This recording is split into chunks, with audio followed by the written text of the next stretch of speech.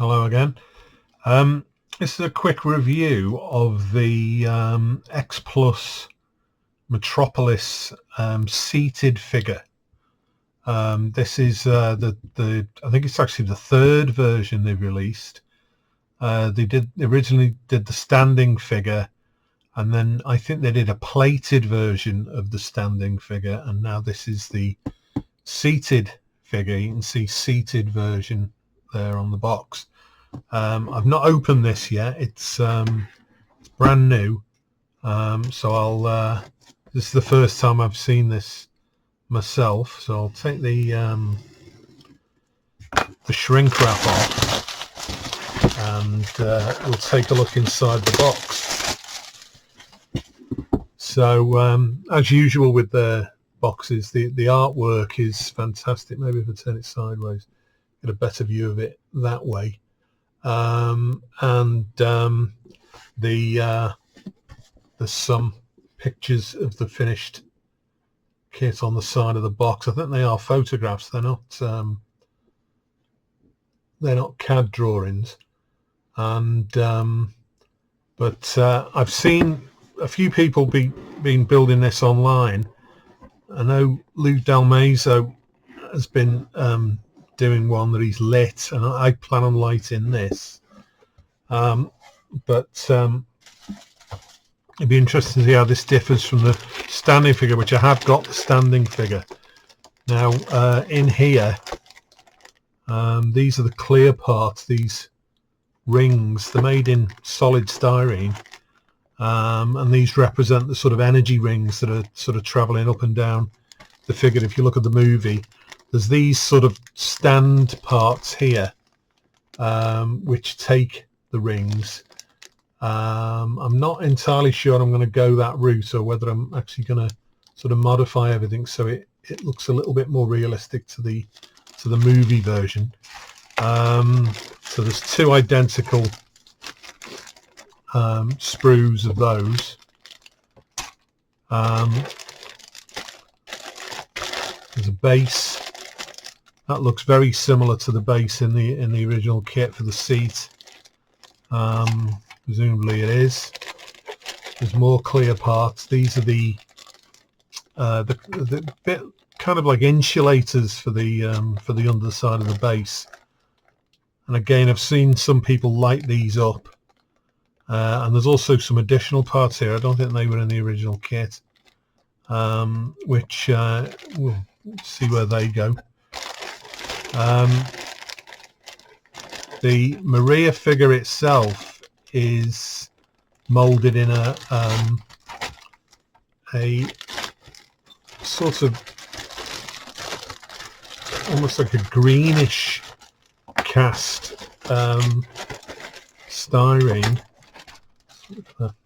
bag. It's kind of like a metallic. It's got a weird, it's not really quite a sort of coppery bronze color. It's more of it's got like a greenish gray color to it. They're nice parts. I suspect that a lot of the parts are exactly the same as the ones that come with the standing figure, simply because the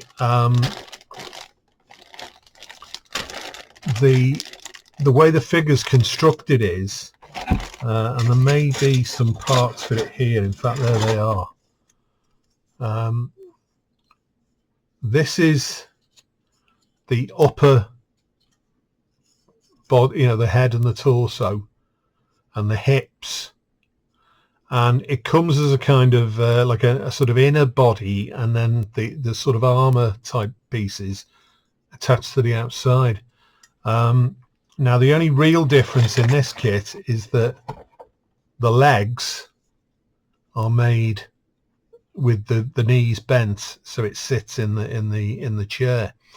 So I suspect that some of the parts are the same as the original kit, but I'd have to check that against the other kit to confirm that. And these are the newer parts which allow it to sit down. Because if you think about the original suit, whether the figure was standing or sitting, the sort of armor plating parts would look exactly the same. So I should imagine they've used a lot of the same parts from the original kit, and there's a minimal amount of new parts to allow it to sit. I'll just take this bag open, and then I'll go through some of the parts in a moment, and you can see the detail on them. And I will be building this kit, but I may actually just open all the bags up. So that's the front of the chair. It does come with a back piece that goes on it as well, and this is more parts to do with the base. That's the back of the chair. That's the base of the seat, and you also get a load of wire, which looks to me like it's just solder. It's just thin solder. So it'll be interesting to see if this has any kind of lead content in it. I'd suggest, if you are going to build one of these, when you come to use this wire, once you've been handling it, wash your hands afterwards, because if it does have a lead content, and given that this kit's produced in China, you wouldn't really know what was in some of the metal parts. I'd suggest that you do wash your hands. But these are all sort of connected to the figure once it's on the base. There's an instruction sheet, which I'll go through in a moment. There's also an optional assembly sheet, which shows these wires in use. And there isn't any health and safety information on there, so it doesn't mention about washing your hands, but I certainly would if it was me, or it will be me that's doing it. So I'll stop the video for a second, then I'll come back to have a look at the parts. So here's the main components laid out, and or certainly for the figure. And as I mentioned, these two pieces here and the leg parts here are part of this sort of inner suit. On the original robot in the movie, the actress wore a kind of an undersuit to which all the panels were attached to. So this kind of represents that, really. You can see there's parts for the feet there. There's the tops of the shoes there, and then there's various. I keep calling it armor. I suppose that's the best way I can describe it. These parts for the that cover the arms and legs. These particular parts here are these are sort of new compared to the original standing kit, and these are the terminators for the wiring, where all these wires are attached to the robot, and it's sort of hooked up to the well, I don't know what kind of equipment it is, but it's that thing where the energy's flowing through it, and the rings are traveling up and down as it's sat on the chair. Here's some of the main pieces. You can see the detail on the legs there. It's really nicely molded. There's a little tiny bit of flash on some of the sprues, but it's not on the parts. So they are really well done. What I have noticed about this kit before, from the other one that I've got, is that most of these parts here are what they call undergated. So the sprues attach to the inside face of the part rather than to the edge. So when you cut them off and you clean these off, there's no damage to the edge of the part. Now that's partly useful because you end up with very clean looking parts, but it's also useful if you wanted to paint these parts while they're still on the sprue, because you won't lose any of the painted edge. And they're also very useful for the plated version because obviously it doesn't damage the plating on the parts. I suspect they were undergated purely for a plated version, but you could paint the parts on the sprue, and you don't need to worry about losing those little nibs of paint and having to touch it in afterwards. There's a lot of conjecture about the correct color for these figures. As I understand it, it's a kind of like a slightly bronzy, kind of almost like a polished aluminium with a bit of a hint of bronze in it, maybe. I've seen them painted gold. I've seen them painted silver. I suppose you just go with whatever you feel like, really. I mean, the movie's in black and white, so it doesn't really matter what you want to do, really, as long as you're happy with the finished model. There's the front of the torso, and there's the back of the torso. This came off the sprue. If I hold those together, you can see. Oh, so I don't get it to go. In fact, it won't go together simply because of these undergated sprues. But it gives you an idea of the size of the kit as well. It's quite a sizable figure when it's done. I think it's 1/9 scale, possibly 1/8 scale. So they're the main parts. Just move those out of the way. And then we've got these clear parts. Now, I haven't opened all the bags up, but I've got this one out, and this represents one of those sort of energy rings that's rising up and down the figure, and they've got these quite substantial sockets in them here, which presumably fit into these parts into here. I'm not going to push them on because they are quite a tight fit and I won't be able to get them off again. So I may not use these. I might use these as a pattern to make something else. I've had a few ideas for possibly something to use for these, but I want to see how it works first before I go sort of deciding on whether I'm going to use it or not. So there's two of these parts, and then the rings seem to fit. I suppose they go at the side. There's another one here, and then it's sort of uninterrupted. I'll have to have a look at the movie again because I can't really remember how this is constructed. Maybe these do exist in the film, or maybe this is just there just to hold these up. So we'll figure that out.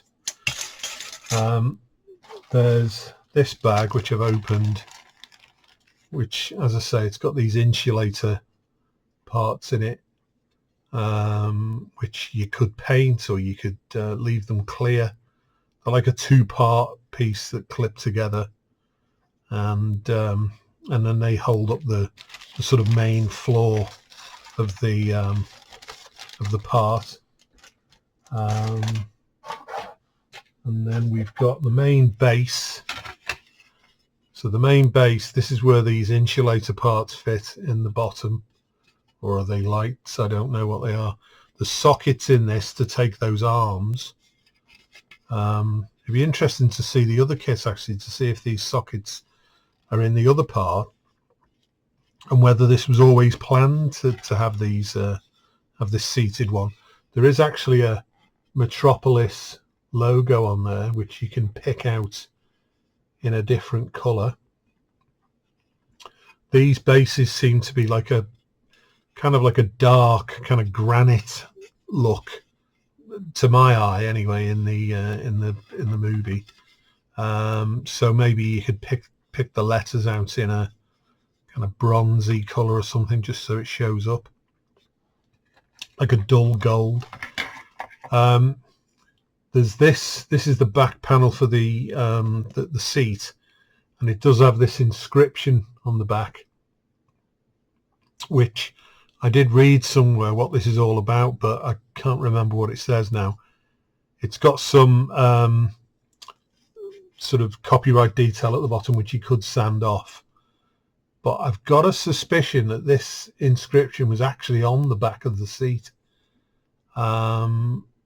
So we'll have to investigate that. But that obviously clips into the back of this. Again, it won't go on because of the sprues, and that forms quite a solid mould. Maybe a tiny little bit of fillers needed around the outside there. And then this is the base of the seat, so the seat fits on like that, and then this bit clips onto this bit, so the whole thing is made up like that minus the sprues. And I suppose you could actually assemble this pretty much in one piece and just spray the whole thing up, so I'll look into doing that. And then just to take a look at the instructions. So the instructions themselves, there's a bit of information on the front and about how to build the kit, and then the instructions themselves are, you can see the body going together there, and then this one here is quite a complicated one. It does help to follow these steps at the side, because you've got to put these on in a certain order. If you put them on in the wrong order, you won't be able to get the next piece on. So they have to be done in a very specific order, especially some of these detail parts around the head and the neck area. So don't just rush ahead and think, well, I'll just stick all the legs and arms together, because you might find that you then can't get the subsequent part on.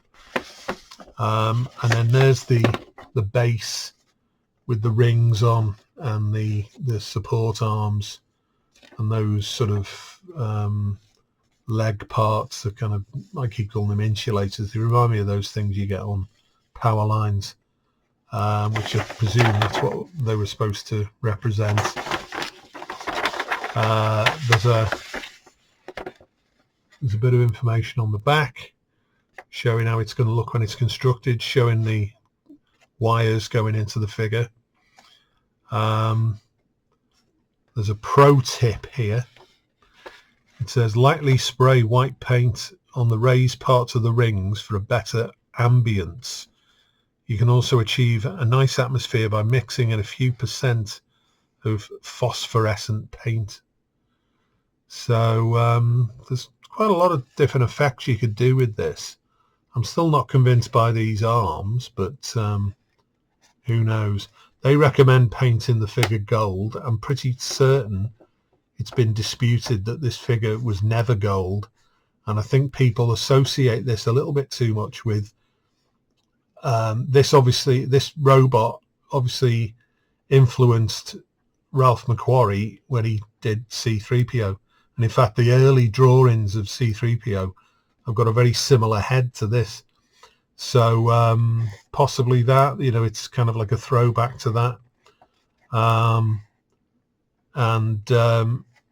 There's some other information. There's a little sort of advert on the bottom here for two kits coming up. Let me just move that over there a bit.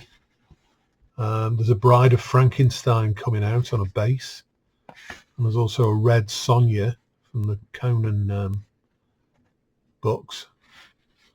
There's some QR codes there where you can get information and stuff like that. And then finally, there's this other, it says optional assembly, place 18 plugs on the model as suggested. So some of them are actually fixed to the chair, and there's a couple that are attached to the actual figure itself. So I'd probably glue them onto the chair before the chair's painted, and I don't know whether it actually gives any colour guidance than that. They're probably just like a metallic silver colour, and then it shows you cutting the wire. That wire does seem very soft, so you could probably cut it just with a scalpel. So all in all, it's a very nice kit, and I think just looking at that again there, it's going to build up into a really nice replica, especially if it's lit, and I am going to try and light this.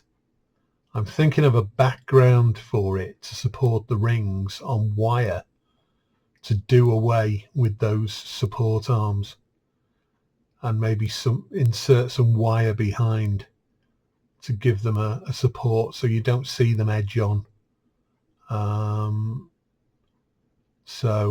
Yeah, that remains to be seen, but it's although it does look quite a complicated kit, I think it's going to be quite a quick build, this, because you know the figure can more or less be built as is and just sprayed up in the one colour, and maybe a slight bit of weather into it. The seat similarly could be put together fairly quickly, and the challenge is going to be in the lighting. So we'll see how we go with this. But for anyone who's thinking of buying this kit, it's definitely worth investing in one if you're a fan of Metropolis. I think also, certainly the standing figure could be built by anybody, even if they're not a particularly skilled model maker. Most people could have a go at building the basic kit. This one, a little bit more challenging, but I think with a couple of kits under your belt, so if you're not a modeler but you're just like a movie fan, it's definitely worth a go, this, because you know, with it being a robot, there's no flesh tones to get. You don't have to paint the eyes or anything like that. So you know, you can get a very convincing replica, you know, like a kind of desktop replica, for fairly little effort, really. And you could put this together with a handful of modeling tools and maybe just paint it up, you know, use some rattle cans to spray it up in whichever color you want to go for. You see the one on the box here, although these are kind of like made to look a little bit like sort of black and white photos, they're not, and it is a metallic color, but again that's almost like an old gold color. It's not a bright gold. So each to his own, really. You know, you can choose to do it whatever you like. They've gone for a high gloss black on this, which kind of looks like polished granite, that kind of surface you get maybe on like a kitchen worktop. So that's one look you could go for. I'm thinking more of a kind of grayish, like a very dark grey with maybe a little bit of a mottle to it. So we'll see how it comes out. But so yeah, so all in all, a very nice kit, and I'm going to have a go at it fairly soon. Just give me a little break from some of the other projects I've got on. So any comments, please leave them. I'll try and answer any questions you've got. And if you like this video, subscribe, and you'll see some other videos, movie related ones, sort of modeling related ones, and you know, you might find something else that you like. Okay, thanks for watching.